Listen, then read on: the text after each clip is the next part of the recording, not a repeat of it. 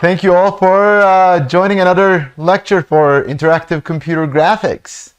We have some exciting stuff to talk about today. Exciting stuff to talk about. I'm excited, that's what I mean. All right, let's move on. Let's talk about our topic today. It's actually quite a big topic. It's going to be about introduction to modern OpenGL. So what is modern about it? Well, I'll get to that. I'll tell you what I mean by modern in a little bit. Let's start. What are we trying to do? We're trying to render stuff on the GPU. All right, so that's the point of OpenGL, for the most part anyway. So let's take a look at the GPU pipeline first. The GPU pipeline. All right, so we have our GPU. It does something. All right, so it's just a box, basically the graphics processor. And its function for our purposes is going to be to generate an image, then an image that we're going to display on our screen. Right? That's the point. Of course, we're going to be generating an image at every few milliseconds because this is interactive, right? So let's say every 30 milliseconds, we're going to have a new image. But the whole point is that we're going to be generating an image, and then we're going to be generating another image and another image, right? So let's simplify this. Just think about this as generating a single image, right? A single image at a time. So what is this image coming from? We need to specify what this thing is. It's some scene that we generated, and we would like to see what it looks like when we render it, right? So we need to have some scene definition, some scene data, and we need to feed that scene data to our GPU, and then our GPU will generate this image for us. All right, that's the whole pipeline. Well, our scene data, what is that? Oftentimes it's a bunch of triangles. That's how we represent most surfaces in computer graphics. And a bunch of triangles would be basically, more specifically, it would be vertices of these triangles. A vertex is just a corner of a triangle. So each triangle will be specified by 3 vertices. So vertices may be shared between triangles. We're going to talk about how to do all those kinds of things. But for the time being, just concentrate on the vertices. Right? We have a bunch of vertices. They somehow define triangles, and our GPU will handle that. All right. Let's see what goes into this lovely box here inside this GPU. What do we have in here? Let's extend it. All right. So triangles, our input. This image is our output. Now, we don't have just triangle vertex data as our input. We oftentimes use some raster image as our input as well, in addition to that. So we could have some input image data that could be used during rendering. More specifically, we use them for textures, for example. We could use them for all sorts of other things as well. But basically the point is that this rendering pipeline consumes some vector vertex data that define the triangles. It also as input, it accepts some image data, some raster image data. Now, this has been our GPU rendering pipeline for decades. This is not anything new. It's been around for a very, very, very long time. Very, very long time. And if we look at the old fixed function rendering pipeline on the GPU, that looked like something like this. I mean, of course, this is sort of like a simplified model of how things operated. So like there's a path for the vertex data for defining the triangles. They go through some vertex processing and lighting, and then primitive operations and rasterization, and then fragment operations and then blending. And over here we have the texture data. That's the pixel data that comes here as texture, and it's also sort of used throughout this pipeline, combined in here, and we form the image. So this was our fixed function GPU rendering pipeline that existed for a very, very long time.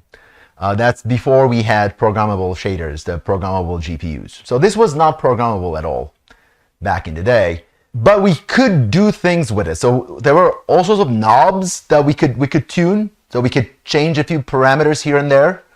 And this is important. So now that this is old, But there's a reason why I'm talking about this. All right, it's sort of helpful to understand how GPUs operate today, because they are sort of evolved versions of this old model. Now, so this was a fixed function pipeline, but it had all sorts of knobs that we could tune. For example, we could sort of specify what kind of fragment operations we could do here, or blending we're supposed to do here. There were parameters to this that we could tune. Vertex lighting is happening here. We could specify what kind of lighting we wanted. So there were all sorts of parameters here that we could tune. And the way this worked is like it was very much like a state machine. So before you send all this input data, all these pixels and triangles, before you tell the GPU, yeah, go ahead and render all this stuff, before we did that, you're supposed to set all the knobs to wherever you want them to be, right? Set everything right here, prepare your GPU, all the parameters, and then you say render now, okay? And that when you say render now, all this data would be sent to the GPU and it will pass through this pipeline and this image would come out on the other end. So that's how it worked back in the day. It still works very similar to this. This concept of a state machine still exists on the GPU. So there are still some parameters that we can tune. There are things here today that are programmable, but there are also things here that are not programmable and work very much like the old fixed function pipeline, right? So it's sort of important to have that mental model that we had when we had the fixed function pipeline. All right, so I'm gonna simplify this a little bit. I'm gonna remove this pixel data related stuff and texture. Just let's get rid of it. Let's assume that it doesn't exist. Let's assume that we're just generating images from just triangles, all right? So of course our image does not have textures or anything. It looks a bit more simpler and boring. But you know, this is still, you know, rendering without using any pixel data as input. So yeah, this is what this is how we can display our fixed function pipeline if you just ignore the texture related stuff. Okay? This was our old fixed function pipeline. Now, are you ready for the new one? The modern pipeline looks like this. Oh, yeah, very different. Well, it was like this. Now it's like this. Well, so what happened here? Well, I just made some boxes green. I made them green for a reason. These green ones, vertex shader and fragment shader, those are now programmable. So we can write whatever software we want into these shaders, into a fragment shader and a vertex shader, and our GPU will just run our software, our shader software, right? So instead of setting some knobs of some predefined fixed function fragment shader, predefined fixed function vertex shader, now we actually get to write the code that actually runs. So this gives us a lot more flexibility than it used to. There are still, though, some knobs to tune here and there. Like, for example, this blending, still fixed function, right? So we kind of need to set the tunes for blending fragments together.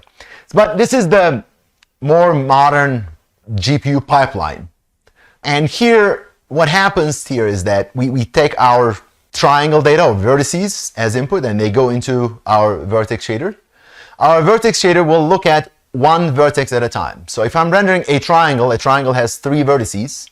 It will look at those 3 vertices at the same time. So I'm going to have 3 copies of my vertex shader running on these 3 vertices in parallel. So this is where the GPU parallelism comes into play, and it really helps with the performance. So if I'm just rendering one triangle, oftentimes I'm rendering a lot more than one triangle. But if I'm just rendering one triangle, all 3 vertices of that triangle will come to this vertex shader. Each vertex shader execution will see 1 vertex at a time. Okay, it will just look at 1 vertex.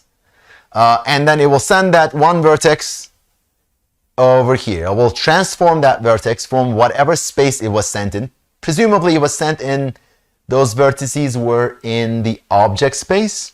So it will apply all the transformations that we need and output a vertex position in the canonical view volume, right? So this primitive operations and rasterization here, they expect to see vertex positions in the canonical view volume. So it's the job of the vertex shader to convert whatever the input is. This is custom user data, right? This is my data. I wrote this. This is my scene definition. I defined what it's supposed to be. Back in the day, it wasn't quite like that because, this was fixed function. But today, I'm writing this software, so I can specify whatever I want to send it, right? So this is my data that I'm specifying. This is my custom data. And from my custom data, I write a vertex shader that understands that custom data.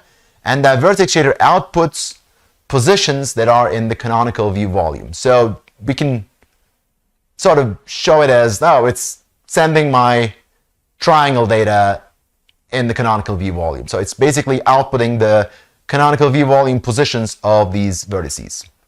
Each vertex shader execution will output only one of them, and these primitive operations here will sort of form the triangle. The triangle will be formed here. So this is the pipeline over here. My vertex shader consumed my custom vertex data, and its output is the vertex positions in the canonical view volume, and the primitive operations here before rasterization formed that triangle, and the rasterization rasterized it.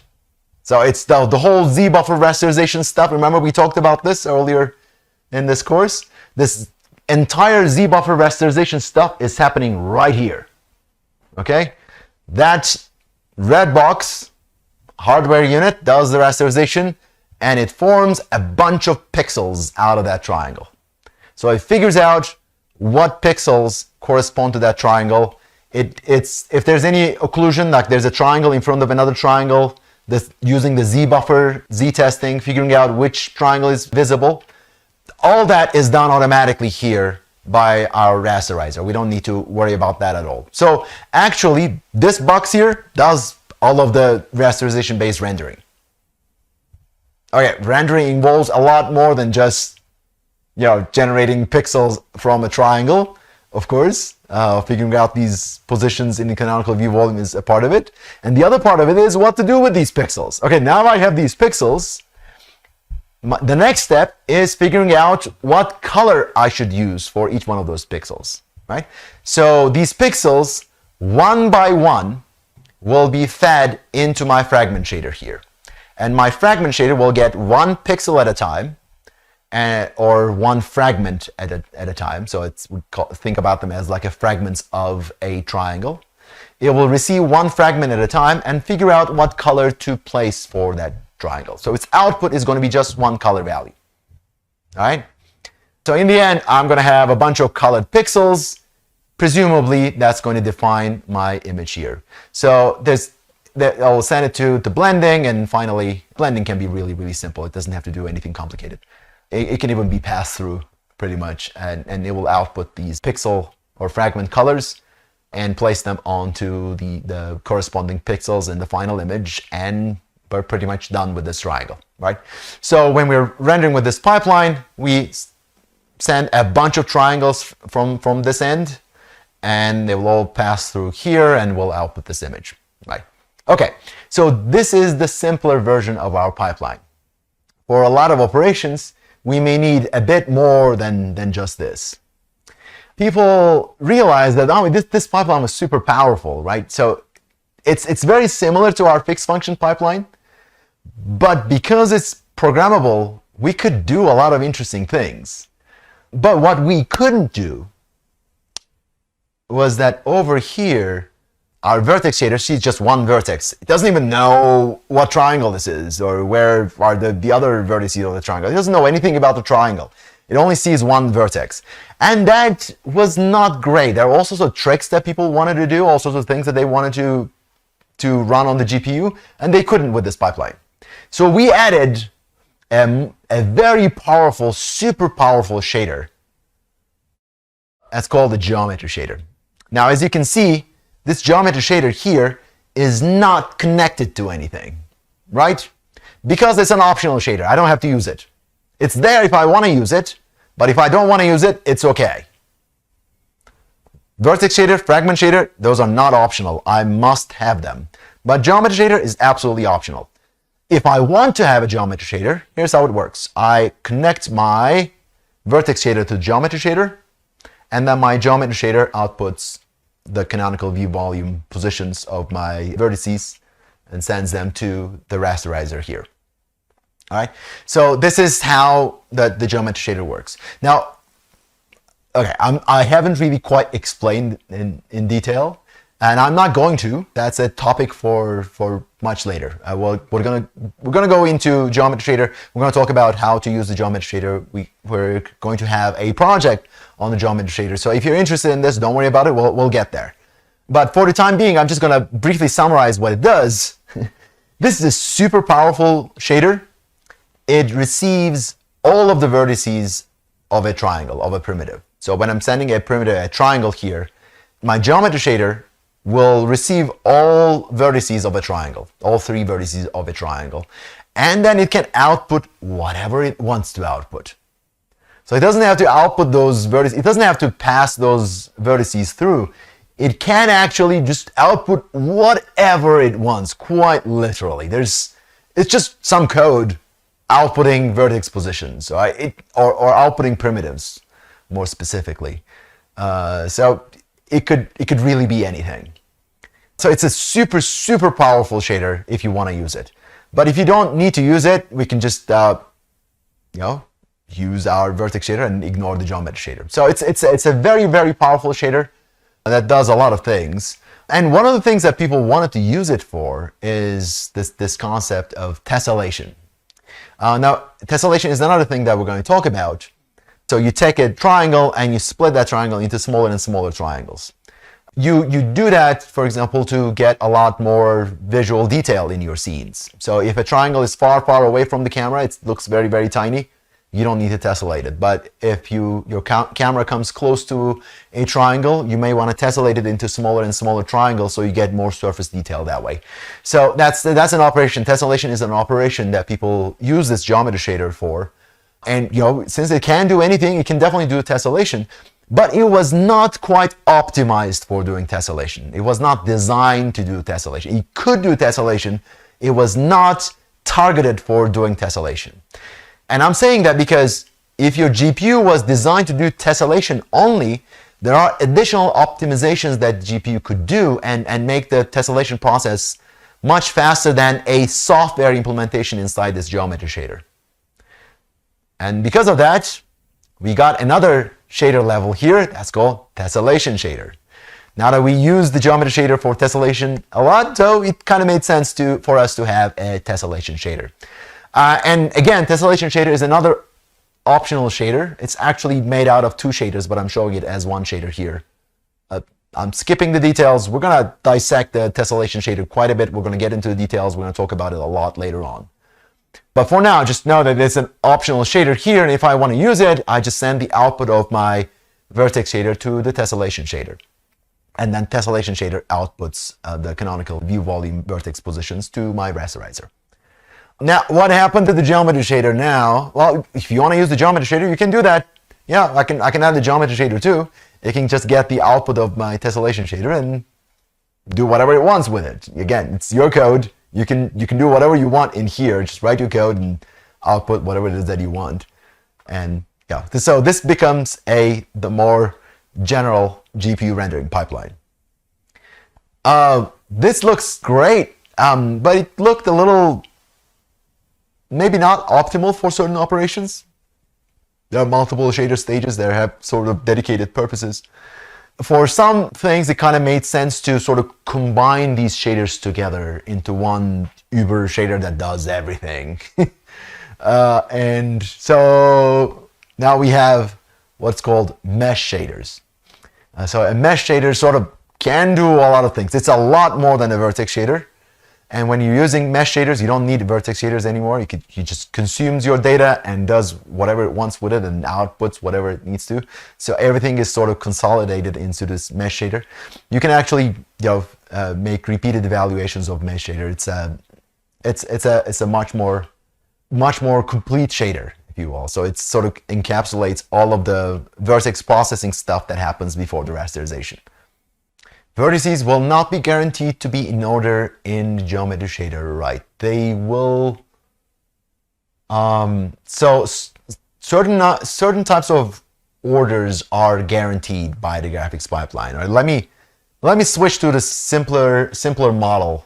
So let's get rid of this mesh shader and replace it with our vertex shader. Okay, this is the default pipeline if you don't want to use any of the complicated shaders, where our vertex shader outputs the positions, the rasterizer outputs the pixels or fragments, and then our fragment shader is going to output the colors. As for the question, there are some guarantees in terms of the order of things. For example, if I'm drawing two triangles, the first triangle and then the second triangle, it's guaranteed here in this blending operations that my GPU will first process the fragments of the first triangle, and then it will process the fragments of the second triangle. So over here throughout this pipeline, things can be processed in parallel. But when they arrive here in blending, that's when I'm going to have ordering. For example, if I'm not using the Z-buffer, Z-buffer is needed to determine which triangle is in front. If I'm not using a Z-buffer, then whatever triangle I draw last will be visible in the end. So it will just draw on top of the other triangles. All right. So that order is very, very important because of that. So if I'm not using Z-buffer, that order will determine which triangle is visible. Yeah, all the stuff here can be parallelized, but I need to preserve some order when I'm drawing. And GPU will guarantee that in the end, your fragments will be ordered according to the order that you're sending them to your GPU. Right? So there's some ordering happening in here. But during this processing over here, things are processed in any order and in parallel. All right, so this is our GPU pipeline.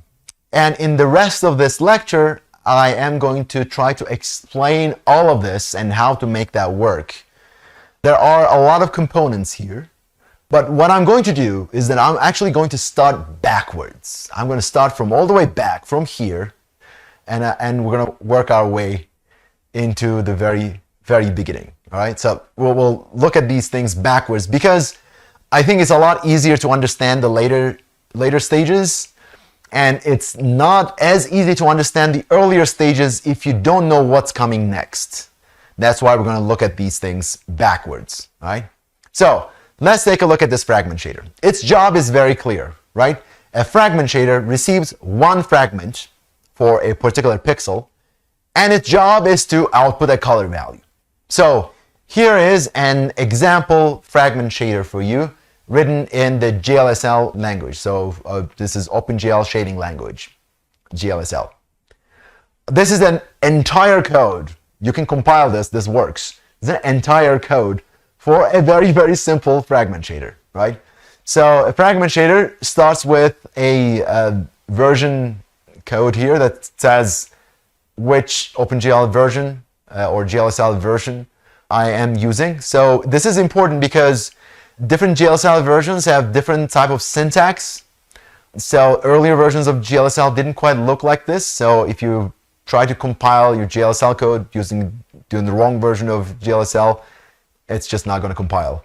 So this version is very, very important, and it's saying that it's OpenGL 3.3 core is what we're using here.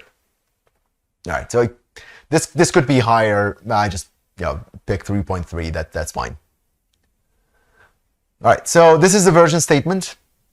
Here's how I specify the output. There are really different ways of specifying this output. This particular way of writing the output is being very, very specific. It's saying I'm going to output a color. A color is a four-dimensional vector, vec4. Right? And this is my output. Okay? My output is a four-dimensional vector color. That means it's going to be RGBA. And I'm going to put it in location 0. Why did I do that? Well, technically, our modern fragment shaders are capable of outputting more than one color value. So you can be rendering more than one image at a time. Yeah, you can do crazy things with GPUs today. You don't have to render just one image simultaneously. At the same time, you could output multiple images. So this is being specific that, the output that I'm writing, this guy, is going to be my output number 0. Okay, so if I'm outputting into multiple render targets, this is going to go to the first render target. That's render target 0. All right, but if you don't specify this, it will by default it will be the output 0. All right, so it's a very specific way of saying where the output is. All right, so the fragment shader is this. It's called main. Yeah, why not? So this is the main function of our fragment shader, and what it's doing is that it's writing some color value. In this case, it's 1001.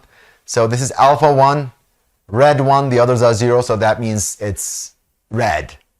So it's setting color to red, and that's it. That's all it does. And this is the output over here. So that means that this fragment shader is just outputting red. That means the color of that fragment is red. Fairly simple, right? This is the entire GLSL code for it. Now I'm going to talk more about GLSL, quite more about GLSL, but this is the extent of GLSL that I want to cover today. Well, because we want to make our way to the earlier parts of this pipeline. So for that, I'm going to say that this is good enough, right? So this is a fragment shader that outputs just one constant color value. It's going to be red. So, if I draw a teapot, it won't quite look like this. You see, this is not just red. It has some shading to it. Some pixels are darker than the others. It's not going to do that. It's just going to output red, nothing else. All right, so fragment shader. All right, let's work our way to our vertex shader. So rasterizer, well, but it's all automated. It's just going to output the fragments. So let's take a look at what our vertex shader might look like. So this is a very typical, very, very simple and complete vertex shader implementation for you. And this implementation is definitely good enough for your upcoming project. Again, starts with a version statement for the very same reasons. In this case, I am specifying an input. My input at location 0 is a 3D vector of POS, short for positions. I named it. This could be anything. So this is basically saying that, this input over here, this input, that's supposed to be a 3D vector per vertex. And so my vertex shader can receive a number of inputs. It doesn't have to be just one. So this is the input in location 0. Right? I very clearly specify that it is the input in location 0. Again, I didn't have to be specific here. I could just say that I'm just receiving a vector 3 input, and in that case, compiler would assign some location to it. But here I'm being very specific. I'm saying I'm going to get my position to location 0. This is going to show up later on, so I'm going to say what this is. This is what we call a vertex attribute. So this whole code is for one vertex. A single vertex can have multiple attributes. So this particular vertex only has one attribute. That's the attribute at location 0. That's a 3D vector. I'm calling it POS, short for position. I could call it whatever I want, right? So this is just one attribute. But again, it's important to understand that there may be multiple attributes. A vertex may have multiple attributes. I could have other data associated with a vertex. For more complicated vertex shaders, I may need that. But for this, I won't need it. I just need a position. Here's another funny thing here. This is uniform MAT4 MVP. MAT4 is a 4-dimensional matrix. That's a 4x4 matrix. That's what it means. It's a 4x4 matrix. MVP is the name I picked for it. It's model view projection, short for model view projection. So this is going to do our entire transformation from model space all the way to our canonical view volume. So it's going to do model transformation and then view transformation or camera transformation and then projection on top of that. So it's going to be model view projection. Okay? So this is my matrix. So when I want to transform my vertices using this matrix into the canonical view volume, what do? I just multiply my vertex with that matrix, right? So that's exactly what my vertex shader is going to do. So it's going to convert my 3D position to a 4D vector by converting it to the homogeneous coordinates by adding the fourth coordinate, which is going to be 1, right? And then it's multiplying it by this 4x4 matrix, and the result is going to be my output. Now this is a predefined variable here, GL position. So GL position is what my vertex shader is going to output. So I see that I haven't specified what output here because vertex shader is going to output one thing that's going to be crucial for the rasterizer. It can output more than one things, but it cannot output more than one vertex position. It needs to output one vertex position. It has to output one vertex position, and it's going to be this GL position, all right? So it's going to write this GL position, and its job is done. And my rasterizer is going to receive that position, and it will be able to render, right? So again, there's a lot more that can be said about a vertex shader, but this is a complete vertex shader that runs, and it's good enough for your upcoming project. This is what a relatively simple vertex shader looks like. Again, the important things here are this operation, that's the transformation from the model space using this transformation matrix to our canonical view volume. This is going to be the output, right? This uniform matrix, now we call this a uniform variable because this is going to be the same matrix for all of my vertices. For my entire scene, well, maybe not for my entire scene, but for this object when I'm rendering that is made out of a bunch of vertices, all of these vertices will be multiplied by the same matrix, okay? So this matrix is uniform because it's uniformly applying to all of my vertices. This vertex position is specific to one single vertex. It's an attribute for one single vertex. Every time this vertex shader is running for a different vertex, it's going to get a different vertex position, and it's going to get the very same matrix. Okay, this is uniform. It's the same matrix for all executions of this vertex shader. The position is going to be different for every vertex. All right, and it will get those positions from here, from this vertex data. Okay, so this is how the part that actually runs on the GPU looks like. All right, so far I haven't talked about OpenGL. So far I talked about GLSL. GLSL can be considered a part of OpenGL, but it's a very specific language that's developed for writing GPU shaders. So you can write a fragment shader or a vertex shader with it, but we haven't really talked about any OpenGL stuff just yet. Okay? Because OpenGL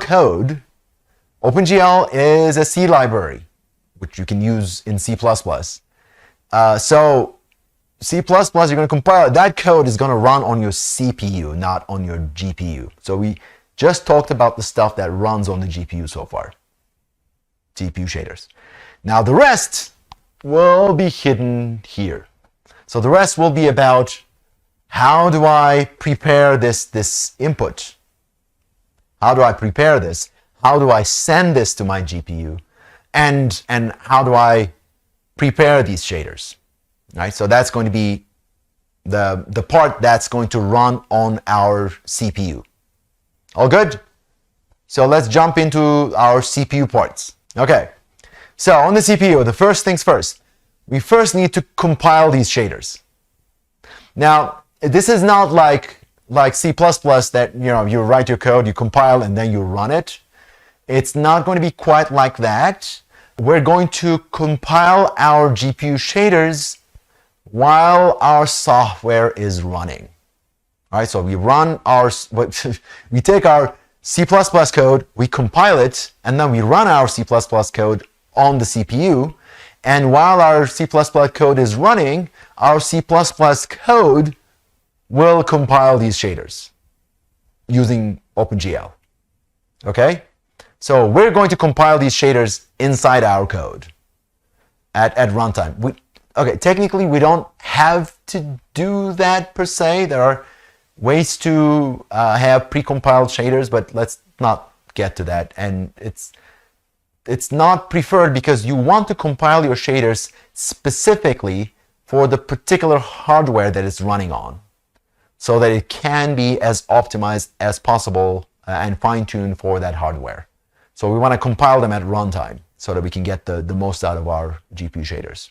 All right, so let's start with that. How do I compile my shaders inside my OpenGL application in C++? All right, so first of all, I'm going to create a program. A program will contain a vertex shader and a fragment shader. And a program is a combination of a vertex shader and a fragment shader. It just defines the whole pipeline. That's what we call a program. It's a combination of all of our shaders. It has to have a vertex shader and a fragment shader, but it can optionally have a geometry shader. It can optionally have tessellation shaders. And those parts are optional. Vertex shader and fragment shaders, they're not optional. So this is a very typical thing to do inside OpenGL. You create things with an OpenGL call very much like this, GL create program, and it returns an integer. This GLUint is an unsigned integer value, right? So it's an unsigned integer that just tells my program ID. We call it a name of our program, but it's actually just a number. You can think about this as like the program ID. All right, so we have a program now. It's just an empty program. It doesn't do anything. It's not done yet. It's not compiled or anything.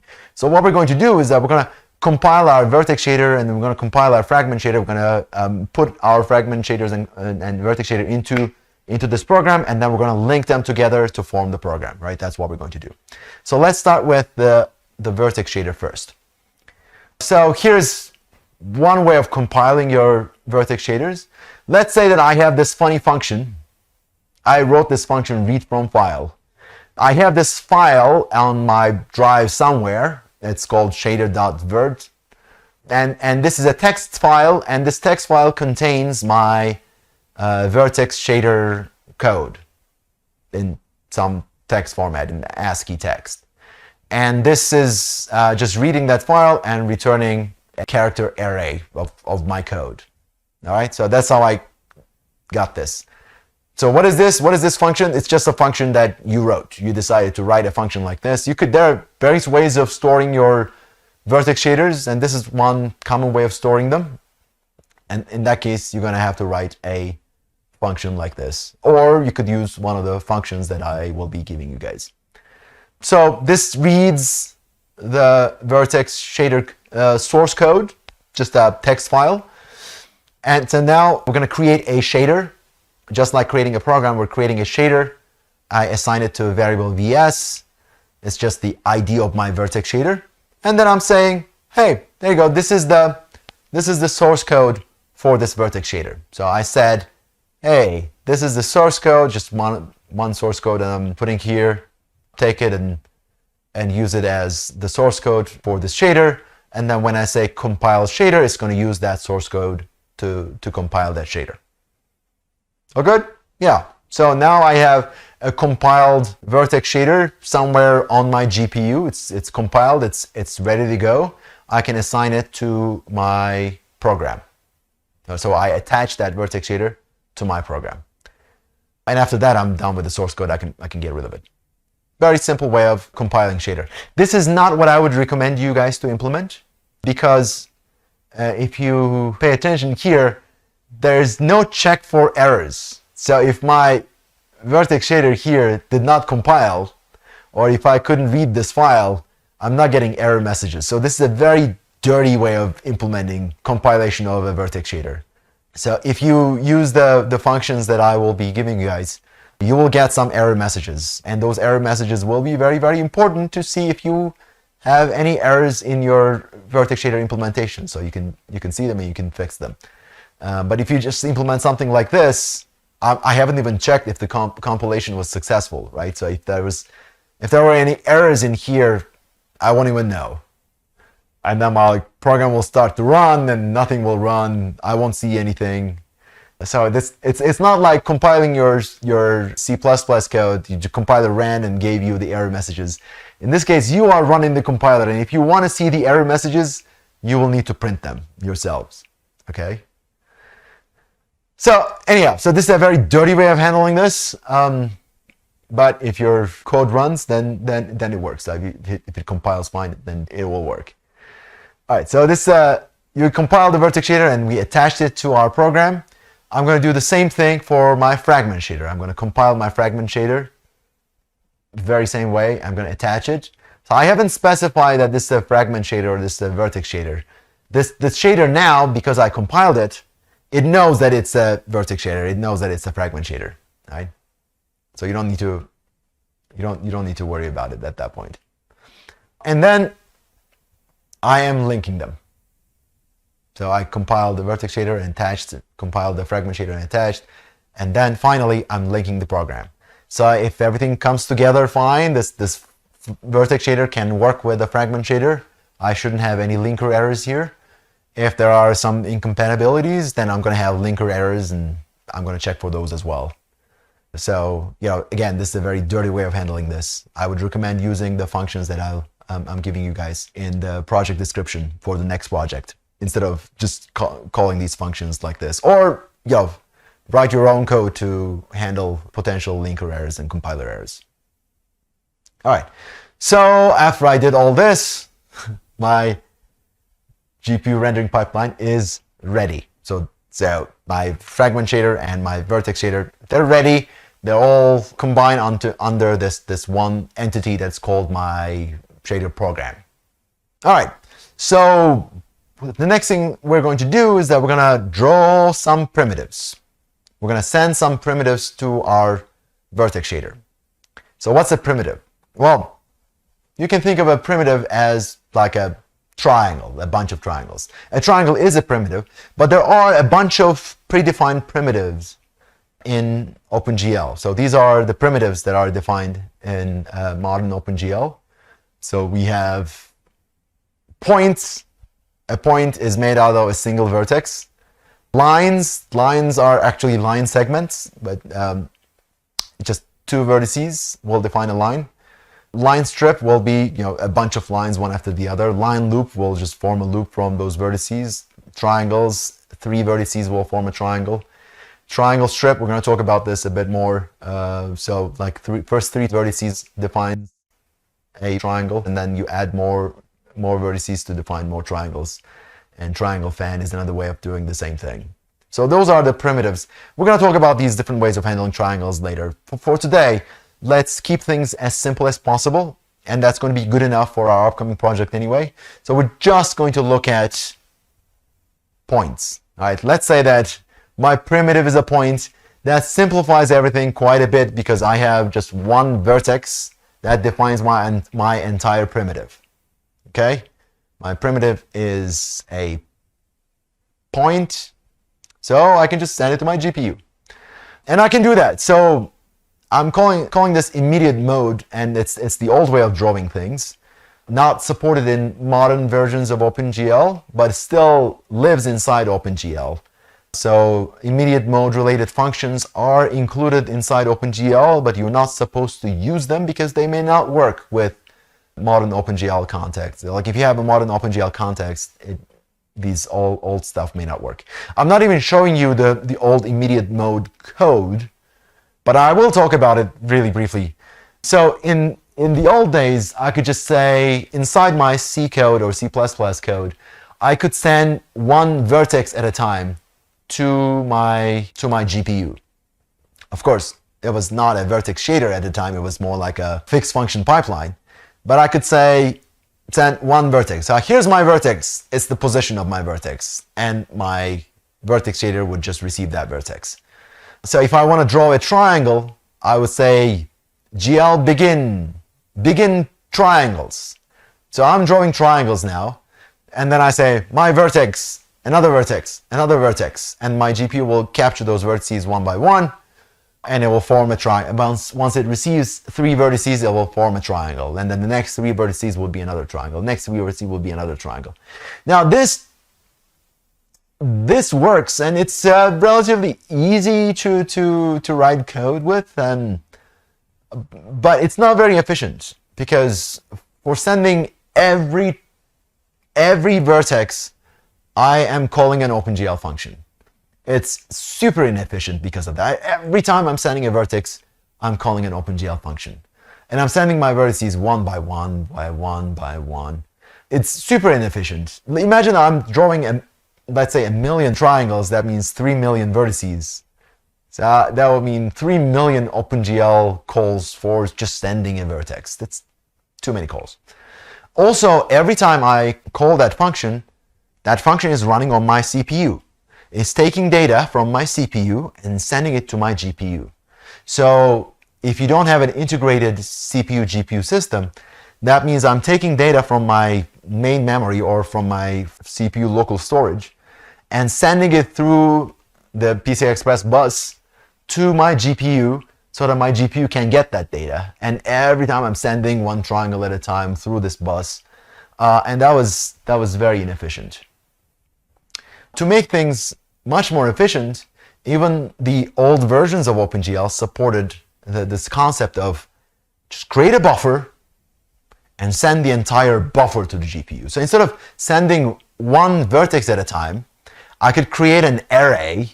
That array contains all of my, let's say, vertices, positions, let's say positions for all of my vertices. I can send all that data to my GPU by telling OpenGL, well, here's the array containing all of my vertices. There you go. All of them at once. So one call sends everything to the GPU. That existed, and it got refined quite a bit in the modern versions of OpenGL. So in modern OpenGL, we don't use this immediate mode anymore. We have what we call a vertex buffer object in between. So what we're going to do is that we're going to create a vertex buffer object, and we're going to send that to our vertex shader. So our job inside our CPU code will be to create a vertex buffer object. And that vertex buffer object, I'm creating this array, it's going to first live inside my main CPU memory. And then I'm going to send it to my GPU and store it somewhere on the GPU memory. So from that point on, it will live on that optimized GPU memory. And so when I say, okay, draw the contents of this buffer now, my GPU will get that data from its own memory, so it's going to be a lot more efficient when it's ready to render, right? So this process, the slow part is here, like generating your vertex buffer. But once you generate your vertex buffer, drawing from the same vertex buffer multiple times, however many times per second, that part is going to be a lot more efficient, right? So all of the inefficiencies are hidden here so that this part can be as efficient as possible. All right, so let's take a look at what this part of things would look like. How do I generate a vertex buffer object? Well, first things first, I need to have some data to put in that buffer, right? Let's say that I'm going to put my vertex positions. So this is just an array of floating point values. So every 3 floats will define a vertex position. That's how I defined it, all right? So this is my code. I wrote it however I like. This is how I wanted to store my vertices. That's how I'm storing my vertices. That you could store them in very, very different ways. This is completely customizable. It's your code. It has nothing to do with OpenGL. All right.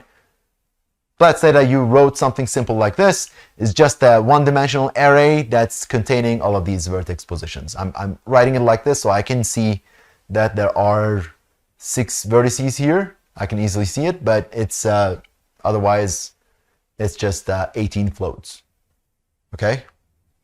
All right. So this is my data. Somehow I'm gonna put this inside a vertex buffer object. How do I do that? Fairly simple.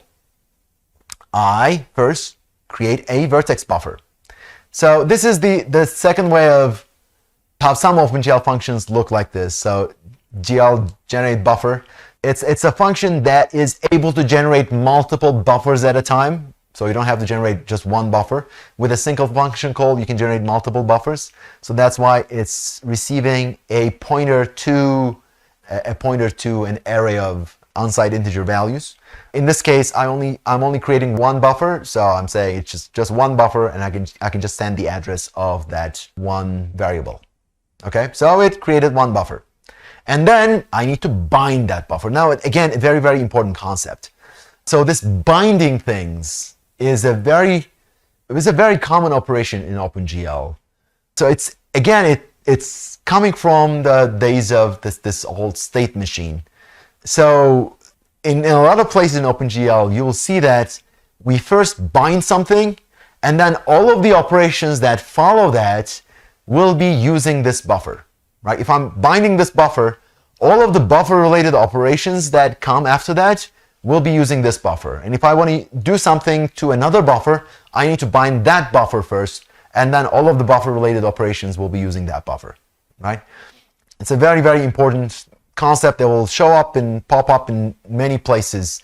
This is how it appears for buffers. Same thing will appear for textures.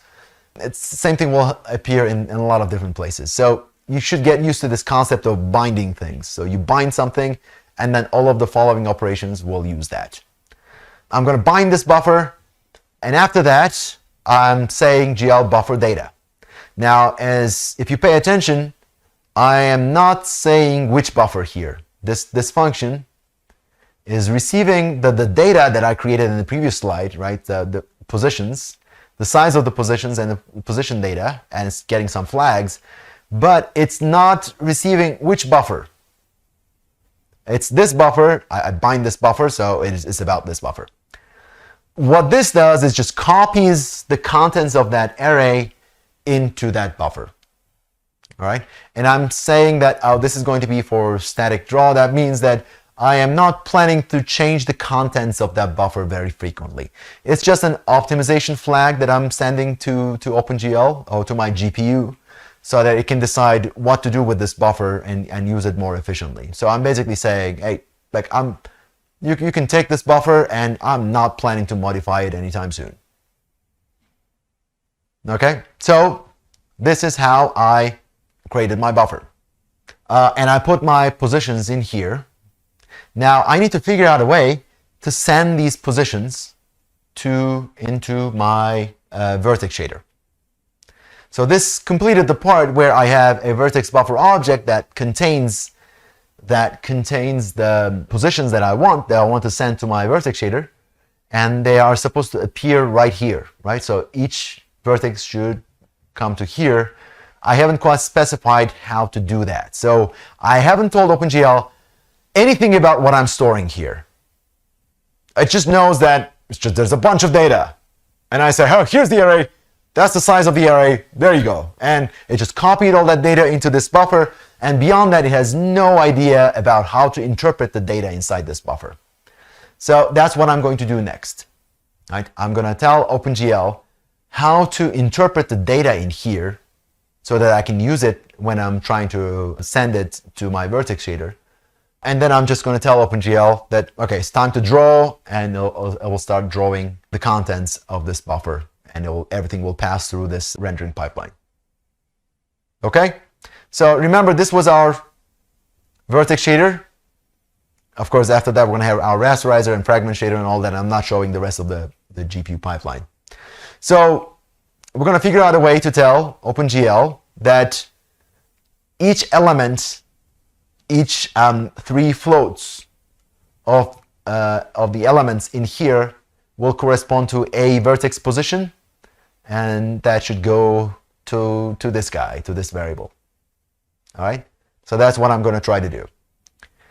Let's see how we do that. So this was GLSL code, and this is my C++ code using OpenGL.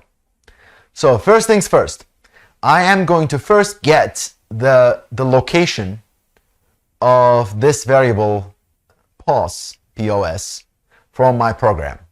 I'm going to ask my program, like, where is the location of this attribute that was called POS in the shader code. I'm pretty sure it's 0 because I already told GLSL that it's supposed to get that data from attribute 0 very specifically. So I'm pretty sure this is going to return 0. It's supposed to return 0, right? So because the position of that is, I explicitly said 0. But as I was telling you earlier, I didn't have to be explicit here. I could just leave that part out, and then my compiler would just place that attribute somewhere. It would place that attribute to position 0 anyway because that was the first attribute. But I'm being very specific here. So if I have something like this in my GLSL code, maybe I don't have to do this because I already know that my attribute POS is going to be at position 0, at location 0, attribute 0, right? Anyhow, let's say that I didn't know that. I call this and OpenGL tells me where it is. It's at 0, so this variable is going to be set to 0. Now the other thing I'm going to do is that I'm going to enable that attribute array. So I'm telling OpenGL that when I tell you to render, I would like you to use that attribute. I enable that attribute, so data will be sent to my vertex shader using this attribute. When I say draw, that's what you're going to send. So my vertex shader is not going to pull data per se. It's more like my draw call will send data, conceptually anyway. I also need to tell OpenGL how to interpret the data inside that buffer. So this is what's happening here. This called GL vertex attribute pointer is saying this position attribute, the attribute 0, is going to be using the buffer. Which buffer? Wait, I didn't say which vertex buffer object. Which vertex buffer object is this? Not saying anything, right? I didn't call the vertex buffer object. Remember I called it buffer? It's not in here. Which one is this then? How will OpenGL know?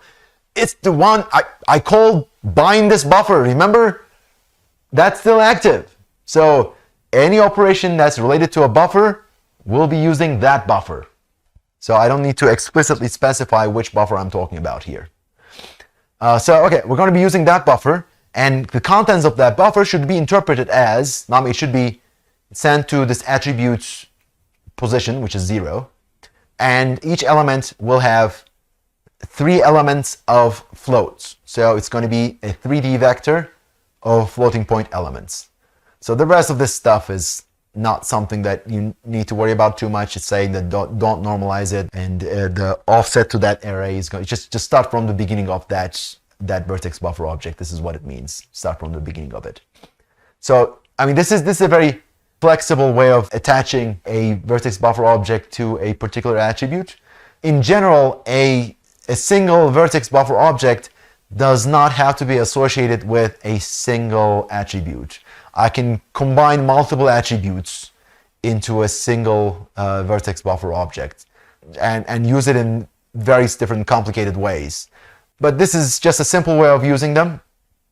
So if you're using them just like I described, this is what the call will look like. So use this attribute, 3 elements of float. This is, say, no stride. That means that there's no spacing between each 3 float values. And then start from the beginning of that buffer. That's what it means. All right, I specified all that. Can I start drawing finally? Yes, I can. So when it comes to rendering, here's all I got to do. So this is the part that goes into your display function. So everything else before that was just all initialization. I'm done with all the initialization. This is the part that will go into my display function. I start with clearing the screen. I say, use program for rendering. I could have multiple programs. I'm going to say, use this one. But guess what? I probably did that while I was compiling. So, I did bind it by default while I'm compiling. So I don't have to call it every time unless I'm changing between multiple programs. And this is the call that says, draw the arrays. I'm drawing points as my primitives. Starting from 0, beginning of my array, I'm going to be drawing this many vertices. So how will OpenGL know what data it's supposed to get from the vertex buffer array? We just said it in the previous slide, right? We're over here. Let me go back. Over here, I told OpenGL how to interpret the data in that buffer. So it will know what to get when I say this many vertices, draw this many vertices from that buffer. And I am going to be using this pipeline like so. So all that data. So I did the initialization. I put it in here. I told OpenGL how to interpret this data. And then I say GL draw arrays, and it'll start rendering, and everything will be passed through this pipeline, and I will have my output on the other end.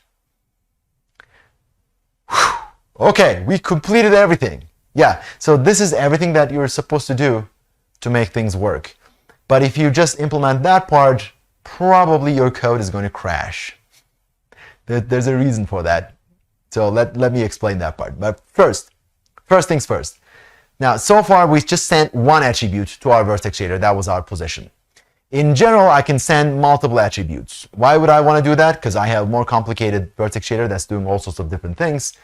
Let's say I can send a position, a color, or some other float value, whatever it is that I want. I put one of them in location 0, the other one 1, and the other one in 2. Let's say that I put them in 3 different vertex buffer objects. I created 3 different vertex buffer objects. I put their data into those buffer objects, and they're there. And then, I need to sort of basically say, hey, this vertex buffer object A goes to 0, this one goes to 1, this one goes to 2. I need to specify all that. Now, this is all fine, and this is what I need for drawing a single object. Let's say that I'm drawing multiple objects. Let's say in my scene, there are multiple objects. There are chairs, there's a table, there are flowers, whatever. There are all sorts of different things. Each one of them will have a bunch of attributes. So I need to do this whole setup for drawing one object. And then after I'm done drawing that object, I need to disable all these attributes and enable new attributes for the new object. And then I switch to another object. I do all of the initializations again. Remember how to interpret the data and where to send the attributes and all that stuff? I need to do that every time I'm drawing a new object. I need to set up everything for it. And that's a little bit of a hassle. Because, I only had one attribute. And if I had like 5 different attributes, that would be like 5 different OpenGL calls, combining, sending different variables to different attributes. And it's not just 5 different OpenGL calls, but I also need to figure out where that attribute is in the program, and then enable that attribute, disable that attribute, and all that stuff.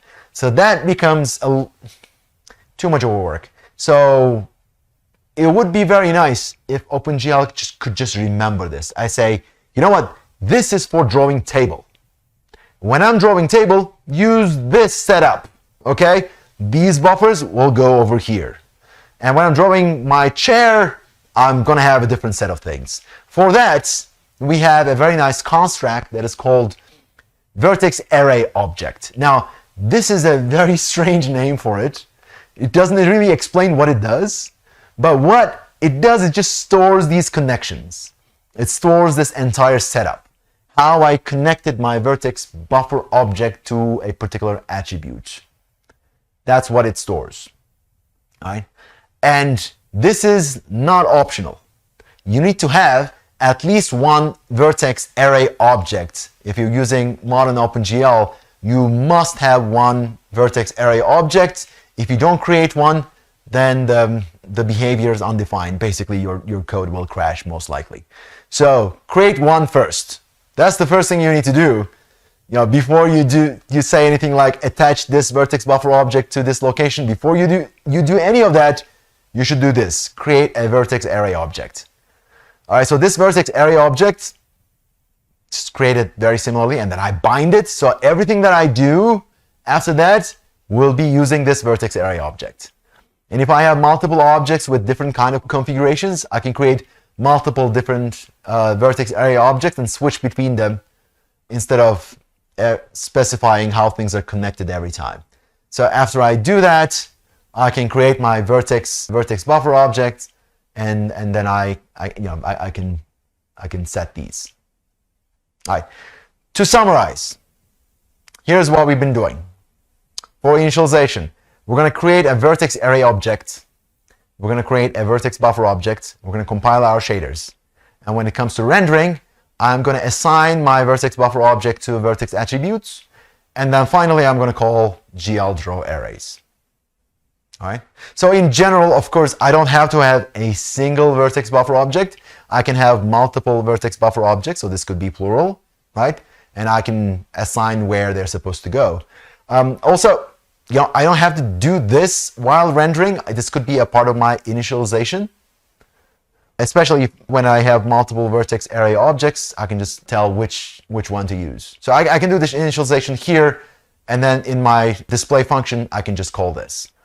Or if I have multiple objects with multiple vertex array objects, then for each vertex array object, I'm going to specify where these vertex buffer object connections are to which attributes. And then I'm going to draw each one of my vertex array objects separately. I'm going to have a separate draw call for each one of my vertex array objects. Is there a limit to the number of locations we can use? The answer to those kind of questions for rendering on the GPU is almost always yes. Yes, there's always a limit. The limit is going to be defined by your specific hardware. So there are certain things that are sort of standard across the board, like all GPUs will support certain number of attributes or certain number of inputs and outputs in certain things. But some things can be different for different GPUs. So those kind of things are things that you can ask your GPU. OpenGL can query that and get how many attributes, for example, your current GPU can use. All right, so we are out of time. I have a few more things to talk about, but this was the main content that I planned for today. So I'm going to stop right here because we're going out of time. Oh, all right, thank you. Good, we'll end it here. Thank you all, and I'll see you next time.